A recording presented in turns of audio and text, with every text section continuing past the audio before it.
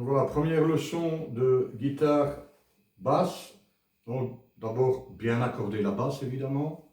Donc on va d'abord ici, comme l'élève a pris la guitare, il y a deux techniques qui s'affrontent. La technique de la basse jouée au plectre ou la technique de la basse jouée au doigt. Mais comme elle a un peu d'expérience avec la guitare et le plectre, on va rester dans un premier temps dans le plectre et on verra plus tard si on peut jouer la main droite avec les doigts.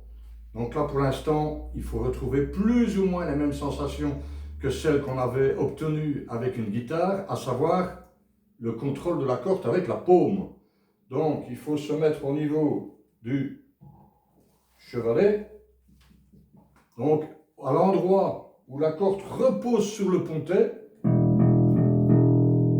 là je suis en train de jouer la grosse corde, la corde Mi, E sur l'accordeur, sans paume.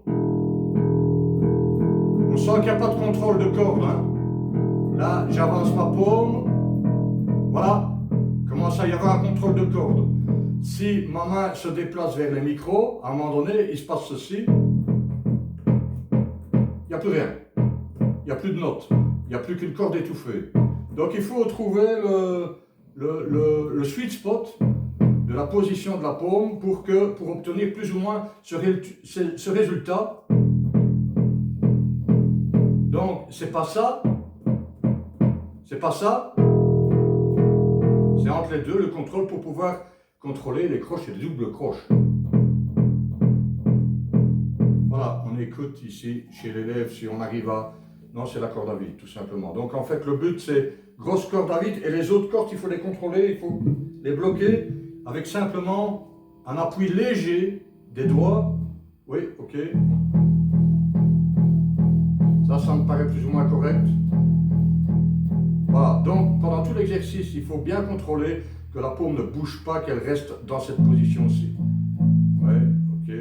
Ah oui, évidemment, la paume, plus on se déplace vers les cordes aiguës et plus la paume descend pour retrouver le contrôle. Très bien. Ok, alors, on est parti. L'exercice consiste à jouer des noirs et des croches sur une batterie toute simple qui tourne à combien? 60 BPM, c'est ça? Je crois. On va vérifier à quelle vitesse elle tourne. Oui, 60 BPM. Ok, c'est une batterie toute droite binaire. Hein. Donc le but c'est, on va travailler avec l'index, le premier doigt, sur la grosse corde, en 7e case.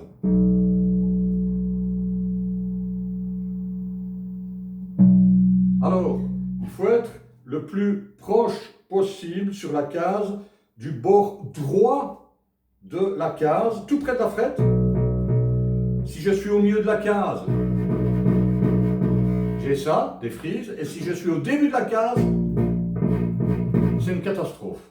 Donc il faut être contre la frette, mais pas sur la frette, contre. Et si on ne pousse pas, quand on va arriver sur les premières cases, si on ne pousse pas assez sur la corde, on va retrouver des frisettes. Donc non seulement il faut une bonne position par rapport à la frette, mais il faut une pression minimum pour que la corde sonne. Ok, on remonte en 7e case. Alors avec là, donc, les cordes qui sont en dessous, si on ne les maîtrise pas, elles vont sonner à vide. Donc il faut, avec les autres doigts, moi j'utilise le petit doigt, il faut se mettre à plat sur les cordes et les empêcher de résonner. Donc je montre la première partie de l'exercice. On va faire sur une mesure une série de noirs et suivi d'une mesure de croche. Je montre. 3, 4, noir, noir, noir, noir, crochet, crochet, crochet, crochet. On essaie déjà rien que ça ensemble. 3, 4, noir.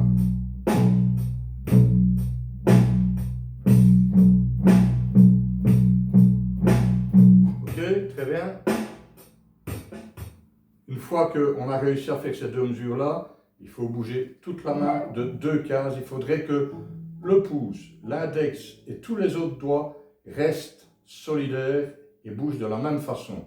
Il faut essayer d'immobiliser sa main Faut pas qu'il y ait que la main commence à faire l'accordéon. Hein. Ok? Donc on va faire l'exercice jusqu'au bout, en chaque fois se déplaçant de 2 cases, 2 cases, 2 cases, et puis corde à vide. On est parti pour tout l'exercice. C'est parti. 2, 3, 4.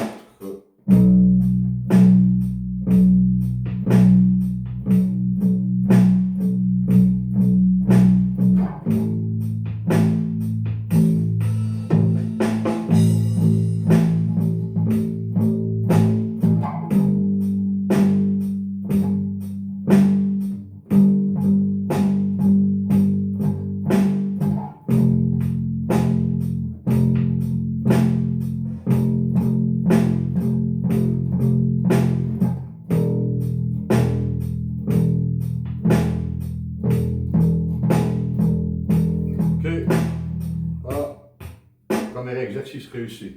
On passe au deuxième exercice. Là, c'est un peu plus compliqué. On passe sur la corde suivante. Donc la corde là, en 7e case. C'est plus compliqué. Pourquoi? Parce que la grosse corde, il va falloir la bloquer avec le pouce.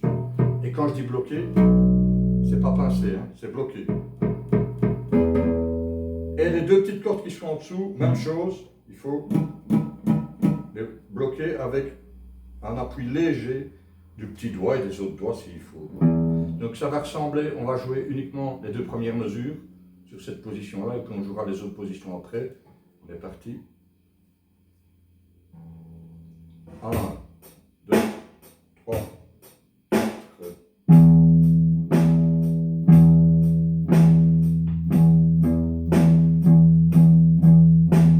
Ok, très bien.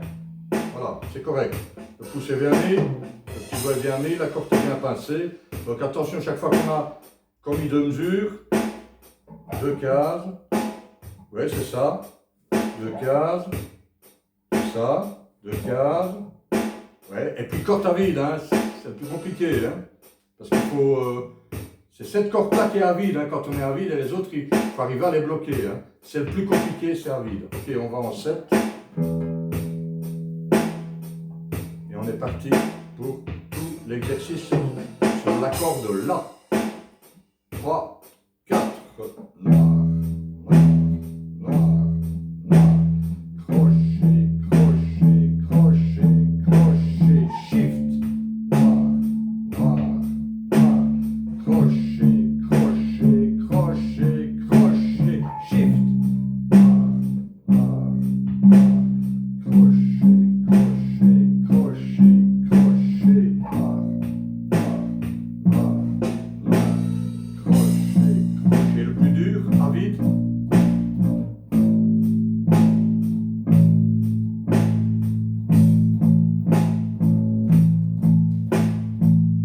Ok, c'est correct. Donc je rappelle, hein, parfois remonter un tout petit peu le manche, ça favorise le travail. Ok, on est parti pour le dernier exercice du jour. La portrait. Donc là, ça devient compliqué parce qu'il faut que le pouce bloque les 2 grosses cordes. Donc, je ne sais pas si on voit bien de loin, quand on fait tourner sur le dos, la paume sur le manche, il y a moyen avec le pouce de couvrir 4 cordes. Ce n'est pas le but, hein, ni 3 cordes, c'est 2 cordes. Donc, en fait, le truc, c'est tu dois sentir ta paume qui tourne derrière sur le manche jusqu'au moment où ton pouce est en position de couvrir 2 cordes. C'est ça qui détermine la position de ta paume et de ton poignet. Une fois que tu as trouvé la distance pour couvrir ces 2 cordes-là, alors seulement tu poses ton index sur la corde au bon endroit, tout près de la frette. Et alors il y a un truc, on n'est plus obligé de bloquer la petite corde avec les autres doigts, il se bloque naturellement avec un fragment de la première phalange de l'index.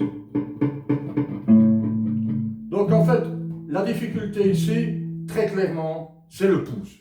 Il faut être focus sur le pouce.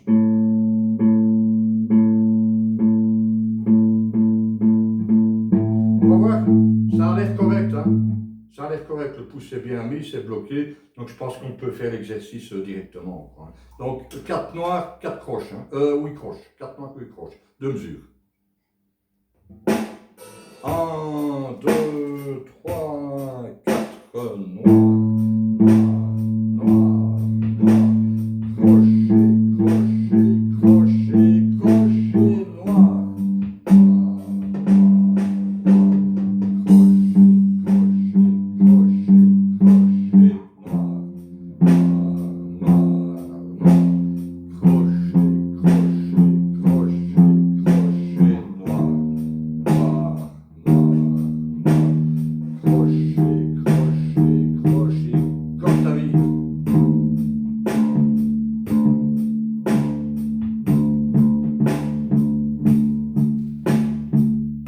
Voilà, première leçon terminée. Ben, l'élève s'en sort pas trop mal. Donc c'est peut-être l'instrument qu'il lui faut, tout compte fait. Okay. Donc encore une dernière chose. Ça fait beaucoup plus mal aux doigts que la guitare. Donc c'est-à-dire le bout des doigts sur les cordes sont plus grosses. Il faut pousser un peu plus fort que sur la guitare. Il ne faut pas s'étonner que ça soit un peu plus douloureux que la guitare. Et voilà, c'est pas mal. Stop.